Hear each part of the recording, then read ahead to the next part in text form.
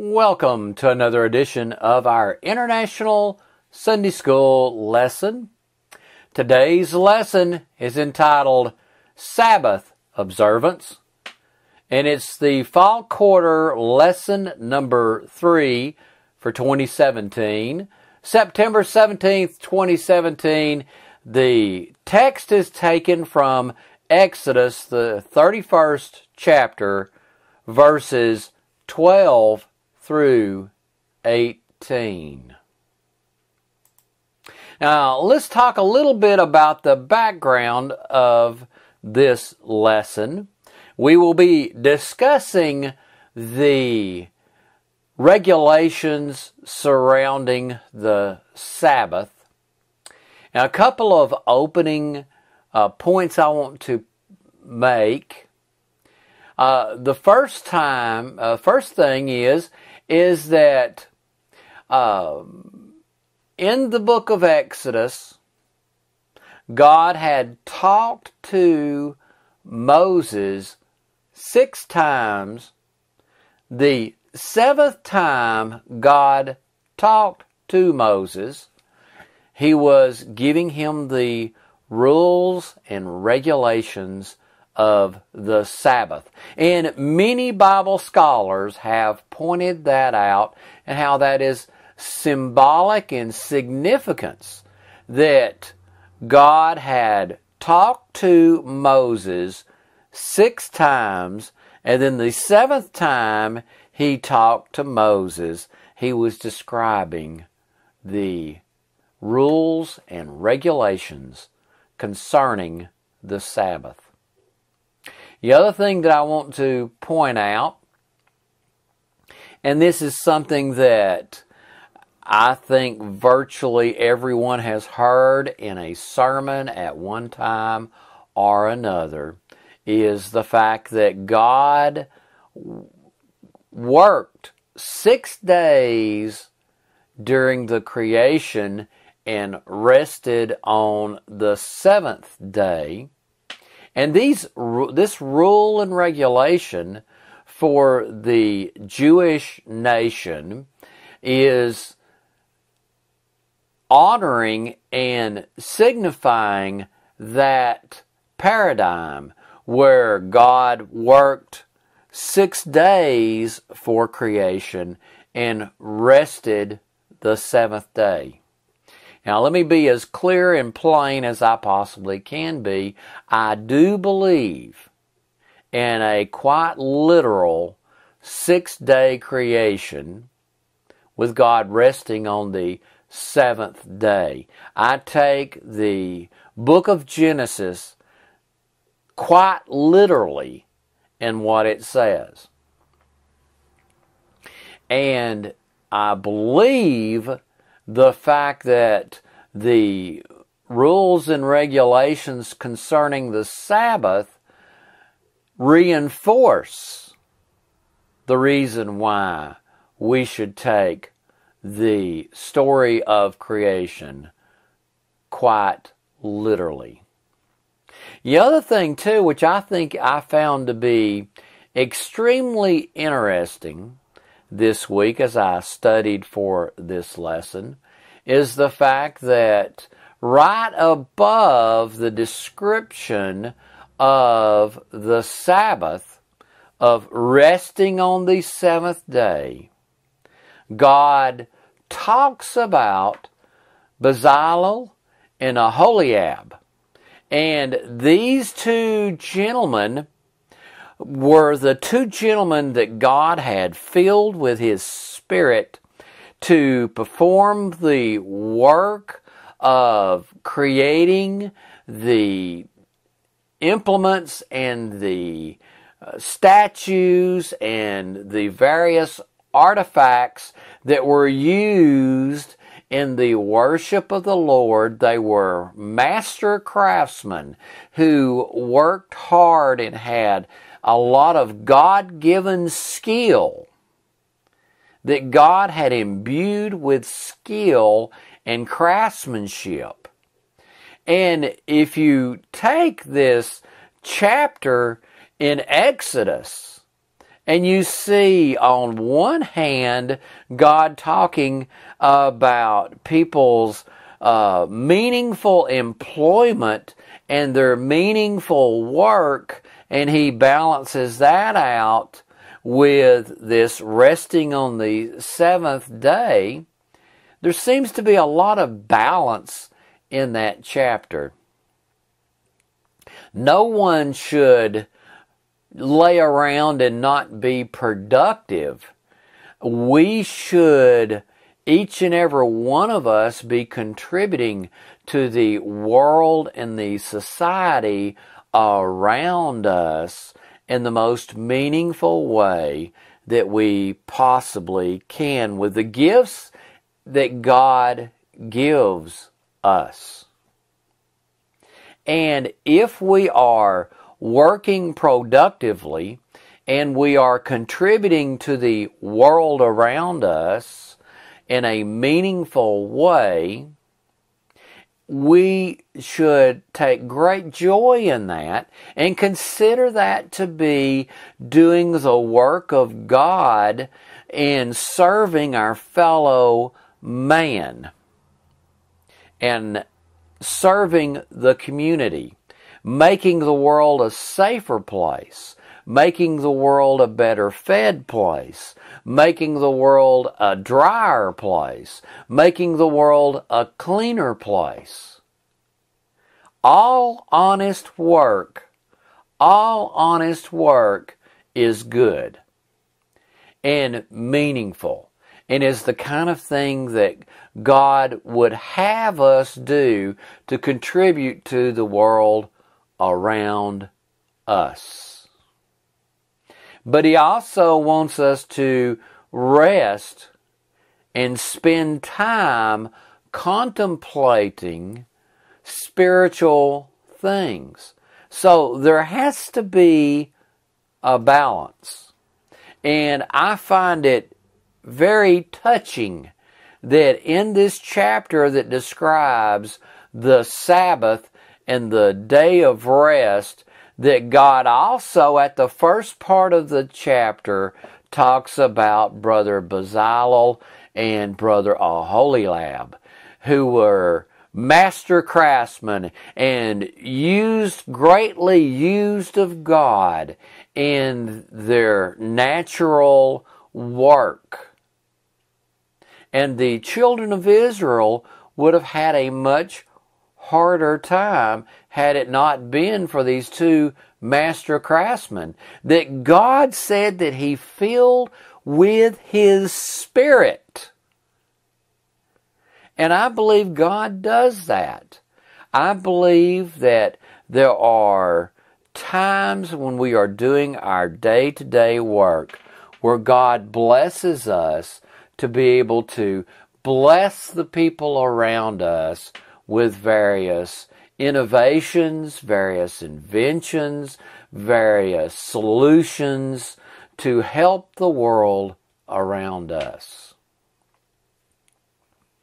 Okay, let's get into the lesson.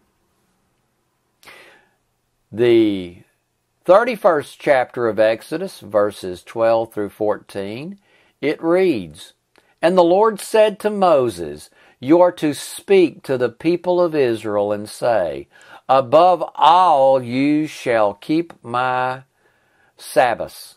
For this is a sign between me and you throughout your generations, that you may know that I, the Lord, sanctify you. You shall keep the Sabbath, because it is holy for you. Everyone who profanes it shall be put to death. Whoever does any work in it, that soul shall be cut off from among his people." So we see how that God has setting aside this day to distinguish the children of Israel from the people around them. And they would note that children of Israel are different than us because they do no work on the seventh day of the week. And this was to be a sign and a testimony of the children of Israel to the people around them. And this was to go on as long as they were Jews in the world. This Sabbath day was to be held by the Jews, to hold that Sabbath day. Okay? Now continuing on, rereading that 14th verse, you shall keep the Sabbath because it is holy for you. Everyone who profanes it shall be put to death. Whoever does any work on it, that soul shall be cut off from among his people. 6 days shall work be done, but the seventh day is a Sabbath of solemn rest, holy to the Lord.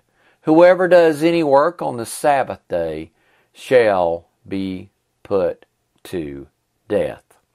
Now, we do note that in the Pentateuch, there was at least one instance where someone was gathering up sticks on the Sabbath day, and they were executed for that.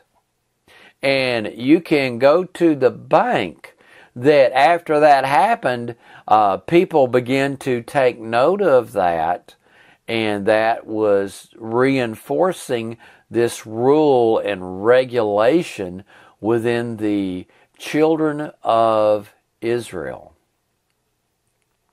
We see from the story of how the manna fell from heaven, and God had said, okay, on the 6th day, you are to gather up enough for 2 days, and you are not to be doing anything on that 7th day.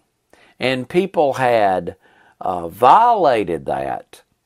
They and tried to violate that, and what ended up happening is things began to spoil on them, and they went out to get the manna, and it wasn't there, and all kinds of reinforcement that they were to work on 6 days, and that 7th day was to be sanctified and holy to the Lord, and to be a testimony to their children. You know, when children would see the parents not working, and the parents would not make the children work, and gives them an opportunity to explain to the child why it is they're not working on that 7th day.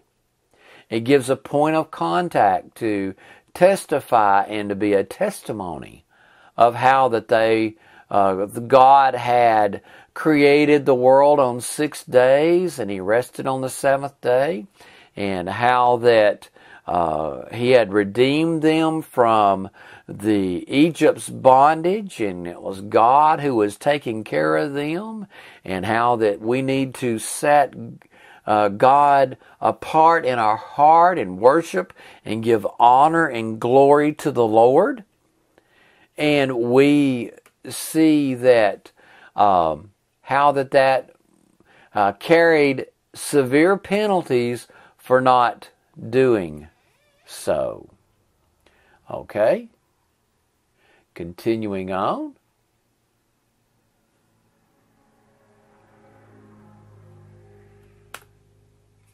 Okay. 31st chapter, 16th verse. Therefore the people of Israel shall keep the Sabbath, observing the Sabbath throughout their generations as a covenant forever. Now, this Sabbath keeping for the children of Israel was to be continuous. It was without revoke.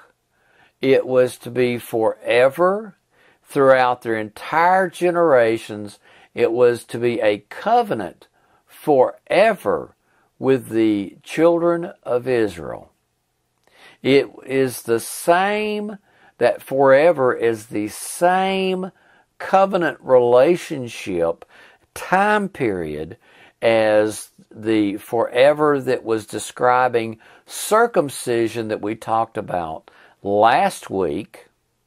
And with the Gentile nations and with the entire world, the rainbow covenant, the covenant with the Gentiles, as a lot of Jewish rabbi scholars describe it, the general covenant with the world, with the rainbow, how that was forever. This same Hebrew word forever is used the same in all three places. Okay, continuing on. The 17th verse, it is a sign forever between me and the people of Israel, that in 6 days the Lord made heaven and earth, and on the seventh day he rested and was refreshed. So we see how that God was setting that up so the Jewish people could give testimony of the 6 days of creation, and the seventh day God rested. Okay? Continuing on. The 18th verse. And he gave it to Moses when he had finished speaking with him on Mount Sinai. The 2 tablets of the testimony, tablets of stone, written with the finger of God. So, the 10 Commandments, God had taken his finger and written the 10 Commandments in stone.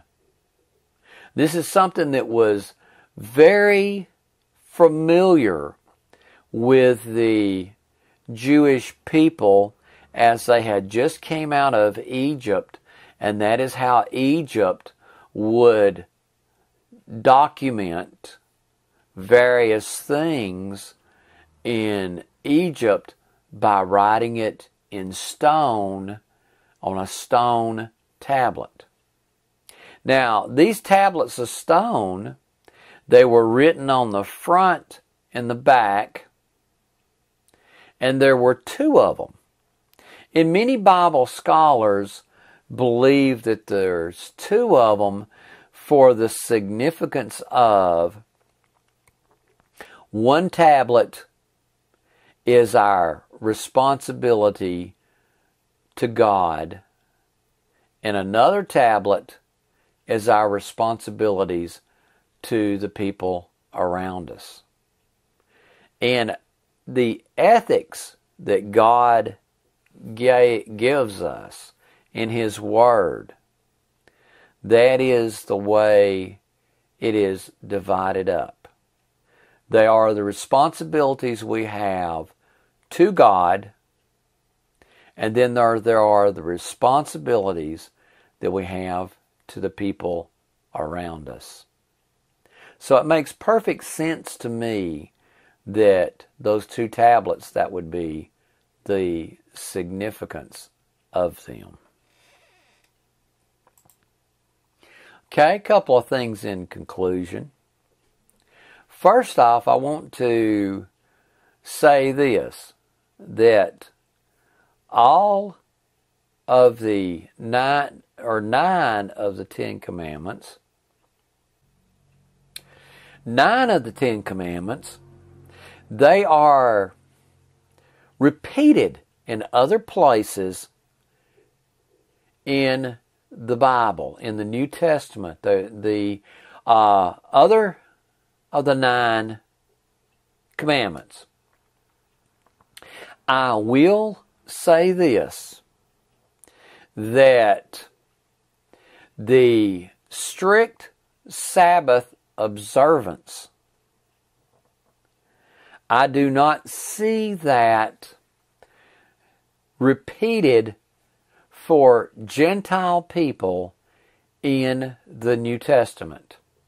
In fact, as from Romans 14, 5 through 7, this is Romans 14, 5 through 7, the Apostle Paul says, one person esteems one day as better than another, while another esteems all days alike. Each one should be fully convinced in his own mind. The one who observes the day observes it in honor of the Lord.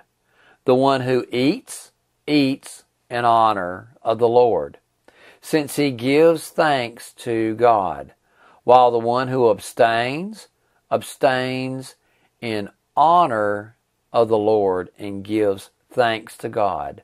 For none of us lives to himself, and none of us dies to himself. So, I want to say this to my brothers and sisters who observe a Sabbath, and Gentile Christians who observe a Sabbath. If you do that in honor to the Lord, God bless you for it. I'm not going to argue with you about it in the least little bit. I'm not going to get bent out of shape at all about any of it. If that is how you see things, so be it. But as for me, I don't see that restriction carried forward in the New Testament. And I do not see God saying Gentiles should observe the Sabbath. And I am a Gentile. I'm a Gentile Christian, but I am a Gentile. So I do not see the obligation for me to observe Sabbath. Now, for my Christian brothers and sisters who take and don't observe Sabbath but try to put some kind of restriction on Sunday, God bless you. If that's how you feel about it, God bless you. You know, I'm not going to argue with you about that. Now, it's not how I understand things. To be quite frank and honest with you, the Sunday's not the Sabbath. Sunday is the first day of the week. Now, I do believe that we should have regular times that we observe and honor God, you know, and I believe in doing that, just to be in a regular habit of things. But I think it is biblically incorrect to try to make Sunday a Sabbath when there is no indication. I mean, the whole purpose of the Sabbath was to honor the creation, how that God created the universe in 6 days and rested on the seventh day. And it's very specific being handed down to Jewish people. It was the significance for it to be a Jewish thing for people to honor the Sabbath and to observe the Sabbath. But if you want to do some kind of thing with Sunday, God bless you for it. But as far as us getting all bent out of shape with each other about whether or not we worship on Sunday, we observe a Sabbath, any of that kind of thing, we need to just take a big deep breath and not get bent out of shape about anything. Okay? Because the New Testament is really clear about that. You should not disfellowship anybody for any day of week that they worship or their observance of any day of the week. Just the same way you shouldn't get bent out of shape and disfellowship people because of the meat they eat or don't eat. And the Bible is real clear about such things. Well, friends, good Lord willing, I will see you next weekend.